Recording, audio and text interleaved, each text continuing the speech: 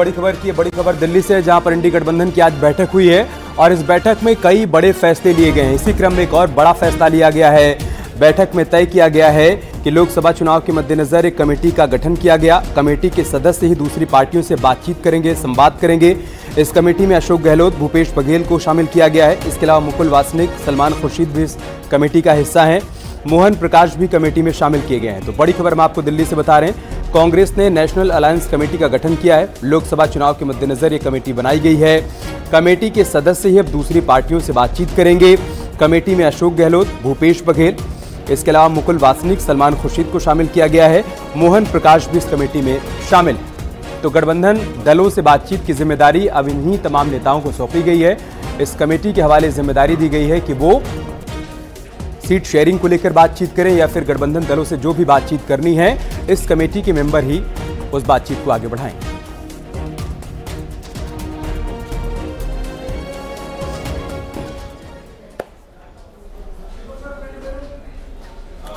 और चलिए आपको उत्तराखंड के हिमालयन डॉग से जुड़ी हुई एक रिपोर्ट दिखाते हैं, जिनको लेकर कुछ खास एडवाइजरी जारी की गई।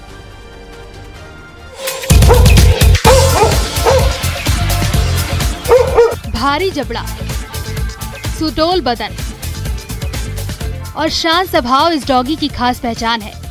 सदियों से इसे भोटिया डॉग के नाम से जाना जाता है, लेकिन अब इस डॉग के आगे भोटिया शब्द से भोटिया समुदाय ने कड़ी नाराजगी व्यक्त की है।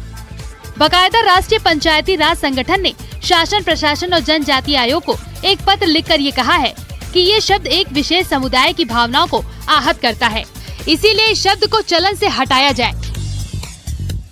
आयोग के सामने, हमारे स्टेट के सीएम साहब के सामने आपत्ति रखी और सीएम साहब ने और हमारे आयोग ने भी संज्ञान लेते हुए समस्त सभी को निर्देशित किया है कि भोटिया कुत्ता न कहें।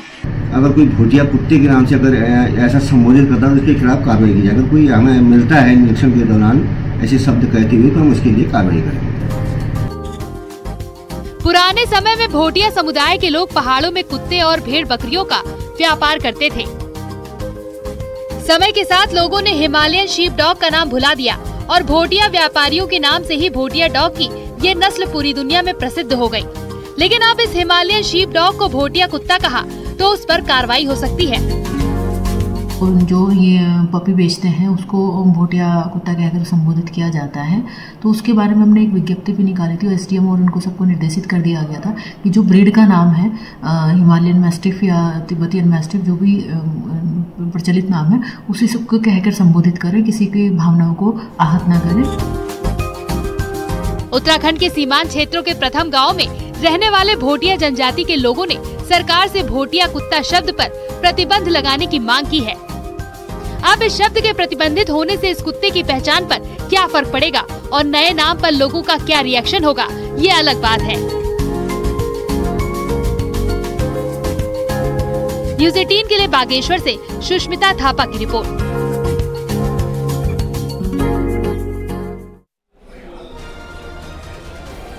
पहाड़ में पाए जाने वाले हिमालयन डॉग कई मायनों में खास हैं। उनकी बहादुरी के किस्से आइए आपको इस रिपोर्ट के जरिए दिखाते हैं।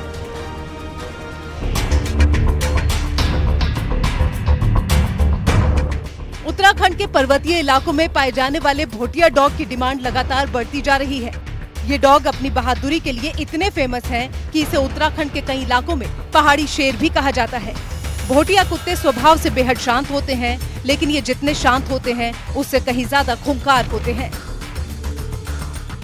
इन्हें पहाड़ों में भेड़ और बकरी पालने वाले लोग रखते हैं, क्योंकि भोटिया डॉग जंगल में चरने जाने वाली भेड़ और बकरियों की जंगली जानवरों से सुरक्षा करते हैं और ये जरूरत पड़ने पर बाघ से भी भिड़ जाते हैं।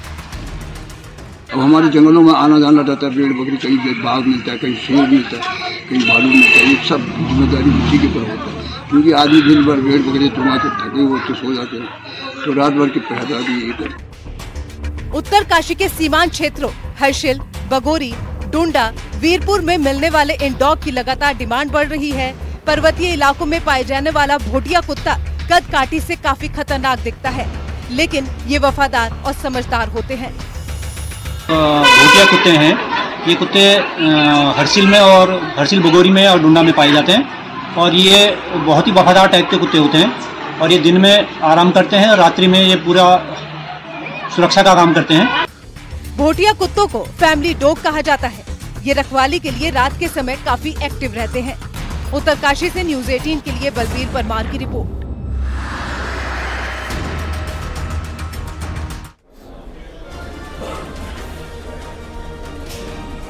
महानगरों की चकाचौंध से दूर लोग क्रिसमस और न्यू ईयर मनाने के लिए कॉर्बेट जैसे जगहों का रुख करने लगे हैं और उसका नतीजा है कि यहाँ के होटल्स फुल हो चुके हैं।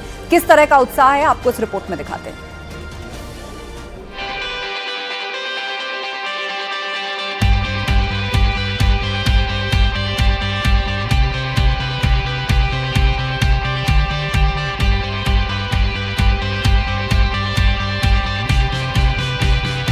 नए साल का स्वागत हो या फिर क्रिसमस का त्योहार ही क्यों न हो, इसके लिए रामनगर पर्यटकों के बीच बेहतरीन टूरिस्ट डेस्टिनेशन के रूप में मशहूर है और प्रकृति की गोद में लोग इन त्योहारों को मनाने के लिए उत्सुक रहते हैं।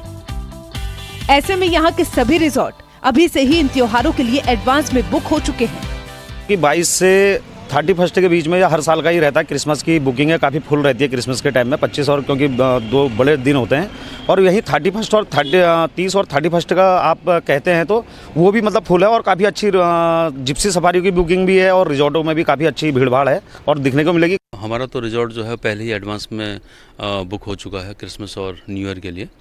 बाकी कॉर्बेट में इस बार बहुत अच्छी रिस्पॉन्स है, ऑलमोस्ट सभी रिजॉर्ट्स पैक होने जा रहे हैं और हम लोगों के ऑनलाइन भी काफ़ी हो गई हैं और ऑफलाइन भी हमारी काफ़ी होकर के अब हम लोगों के पास बुकिंग्स के लिए अब कोई और रूम्स बचे नहीं हैं।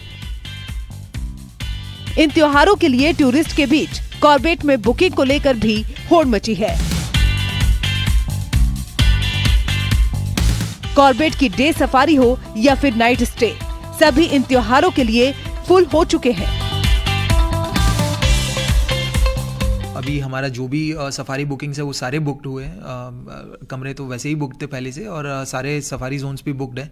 तो इसको देखते हुए ऑलरेडी हमारा एक्स्ट्रा स्टाफ को वहाँ पे तैनात कर दिया है जहाँ पे हमारा टूरिज्म पीक होता है, तो वहाँ पे और एक्स्ट्रा गार्ड्स भी लगा दिए हैं इनकी सुरक्षा के लिए। नए साल और क्रिसमस को प्रकृति के बीच वन्य जीवों के दीदार के साथ कौन नहीं मनाना चाहेगा। ऐसे में आने वाले दिनों में यहाँ पर्यटकों के साथ ही पर्यटन कारोबारियों के चेहरे में रौनक देखने को मिलेगी। न्यूज़ 18 के लिए रामनगर से गोविंद पाटनी की रिपोर्ट।